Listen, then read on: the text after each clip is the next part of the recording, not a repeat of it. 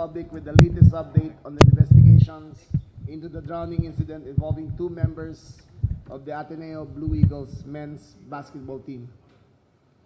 Following a thorough investigation conducted by the Philippine National Police, we are now prepared to present our findings and recommendations based on the evidence gathered. Ang layunin namin ay simple. Alamin ang katotohanan, pananagutin ang dapat managot, at tiyaking mananaig ang batas. We now go with the investigation. These are the recap of facts. On June 8, 2026, two players from the Ateneo men's basketball team died during a team building activity in the Pocolao, Aurora. The death was due to drowning during sea water training conducted at around 2:30 p.m.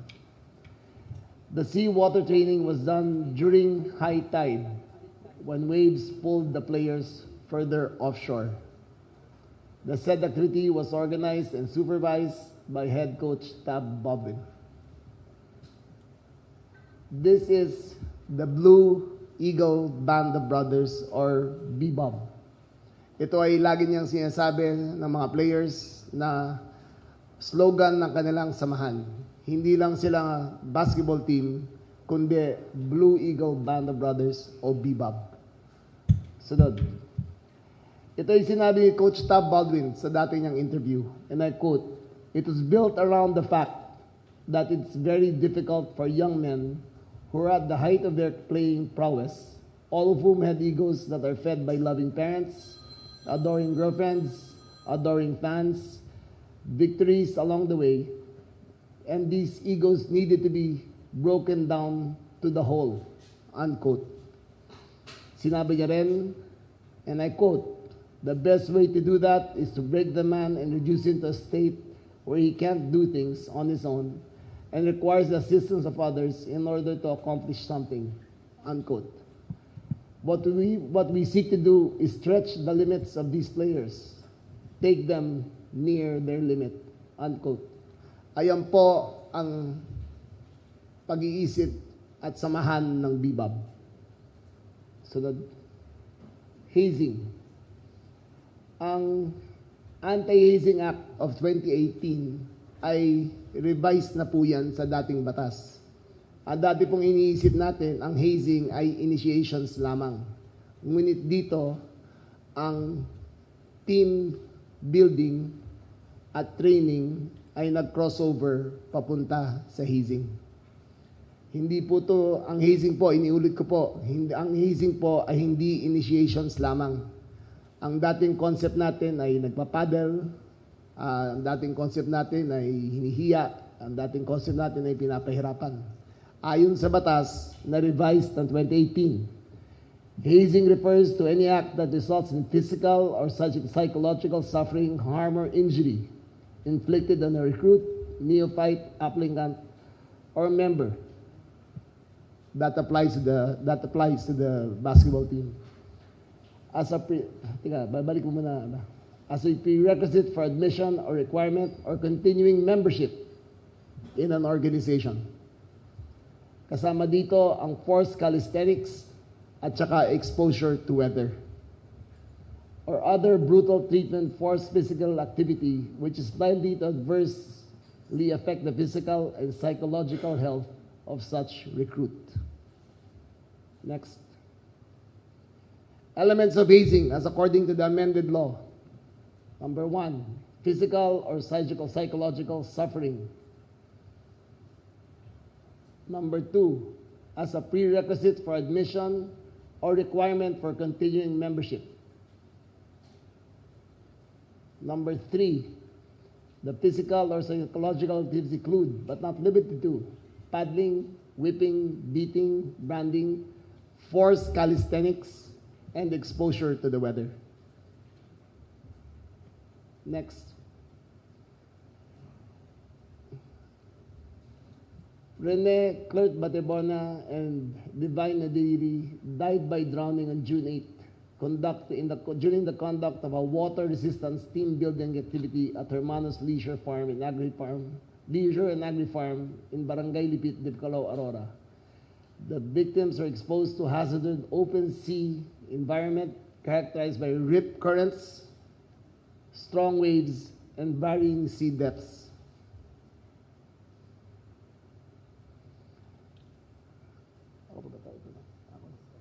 Okay, si Assistant Brian Tomas ang magpapatuloy nito. Thank you, Mr. Secretary. We can go back to the elements. As the Secretary has mentioned, the crime of hazing under the new Anti-Hazing Act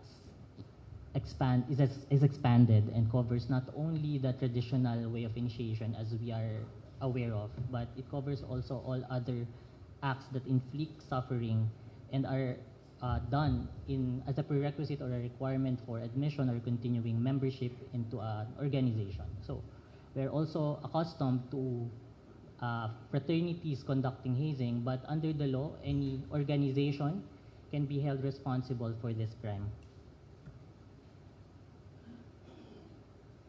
We are going one by one for the three elements of hazing under the law. For the first element, there should be a physical or psychological suffering. This one is very clear as there is the presence of death of two individuals. This is a clear case of physical suffering under the law. The second element provides that there should be a prerequisite or requirement for continuing membership or admission to an organization. The evidence that was acquired and obtained by the CIDG would show that the supposed team building activity that was conducted in Aurora was precisely made to determine which members of the team will make it to the final list submitted by Coach Tab Baldwin to the UAAP board. This is signified by the fact that 20 members or 20 athletes were present during the activity, but that only 17 would eventually be in that final list submitted to the UAAP. Meaning there would be 3 members eliminated, and it appears from the evidence gathered by the CIDG that this activity was made precisely to screen or as a requirement for entrance into that list. The next quote would show, this is among the testimonies secured by the CIDG, is that the team building, according to the witness, assistant coach Louis Alas, was not a basketball-specific activity, but it was intended to determine the condition and mental toughness of the players.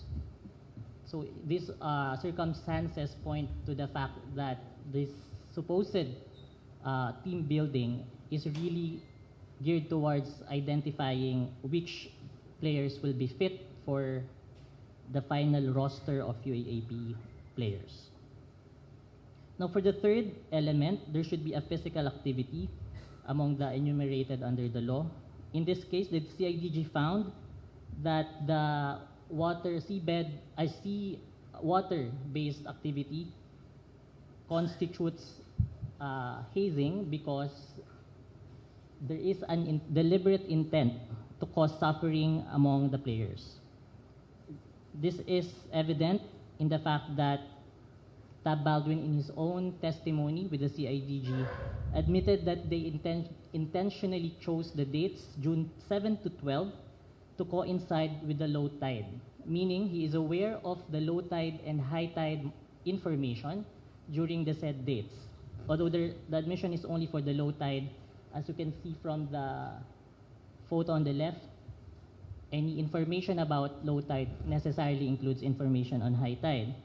And for the material date of June 8, the afternoon high tide is listed as 2:27 p.m. As the Secretary has mentioned earlier, this is exactly the time that Coach Baldwin subjected the student athletes into the water-based activity, which caused the death of the 2 Ateneo players. To recap again, the next slide would show the timeline during the day of the death. So it is clear from the itinerary of the players that they were subjected to intense physical activity, starting at 4 a.m. when they were woken up by a siren and were made to run for 4 kilometers. And this was subsequently followed by intense physical games and punishment for losers in these games. The seawater training was conducted at around 2 to 2:30 p.m. and around 2:30 to 2:40 p.m.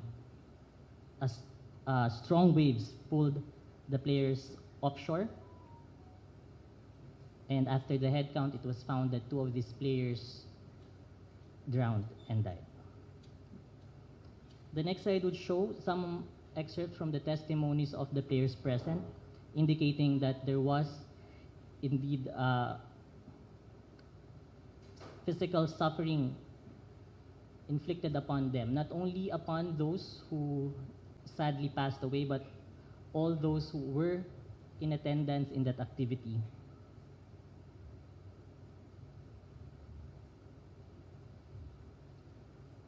In all, can you go back to the previous slide? In all, these circumstances show that the elements of violation of anti-hazing law may be present, and that is why that is the recommendation of the CIDG, as will be later discussed. Okay, I will take the next slide. This tragedy could have been avoided.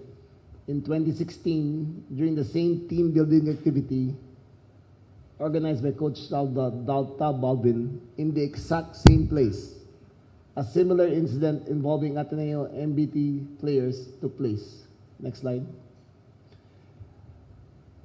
I asked him, it was asked, when if a similar accident occurred in the past, and I quote, sinabi niya, again, we fielded that question before. There was no incident that even created the idea of drowning. Okay, sinabi niya yan sa kanyang testimony na walang nangyari dati. Ngunit, itong dalawang miyembro ng Blue Eagles basketball team dati, sinabi, during my time in 2016, and I quote, I participated in my first training camp. My teammates G-Boy Babylonia and Ike Chibuse nearly drowned at the seawater due to panic because G-Boy was unable to swim, unquote. Sinabi rin niya, and I quote, I personally experienced an untoward incident to the point that I almost drowned and gave up. But Coach Yuri Escueta held my hand and helped me with a floating device, unquote. Sabi ni Gideon Babylonia, pareho rin. Tumatakbo siya nung biglang may natapakan siya ng uneven service at hinila siya at muntik siyang malunod. Sumisigaw siya ng tulong, ngunit dumating si Coach Tab, dala ang kanyang surfboard para sagipin ako. Para sabihin niya na walang nangyari dati, ngunit siya mismo ang nag-rescue sa isa sa kanyang players noong 2017, ay makikita natin na fully aware siya sa mga pwedeng mangyari doon sa Dipokalaw. Sunod.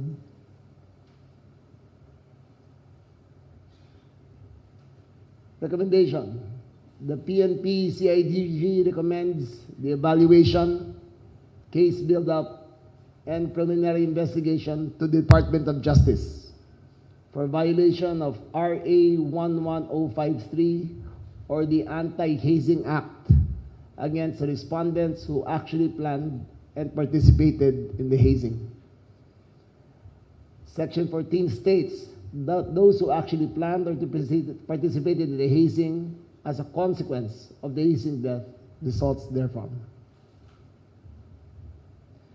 The following are recommended for charging: Thomas Anthony Baldwin, head coach; Grant Bearns, strength and conditioning coach; Cesar Vincent Habilanya Ilumba, strength and conditioning coach; Dean Cesar Castaño, assistant coach; Sandro Nicolas Romero Soriano, assistant coach; Reynaldo C. Jacinto, assistant coach; Paulo Manuel Maceda Adiboso, student manager; Andrew Lorenzo Bondoc Salud, student manager; John Eric Kimbao Rueca, physical therapist.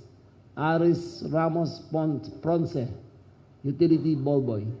Joel Palmiano Rapa, alias Boy, utility ball boy.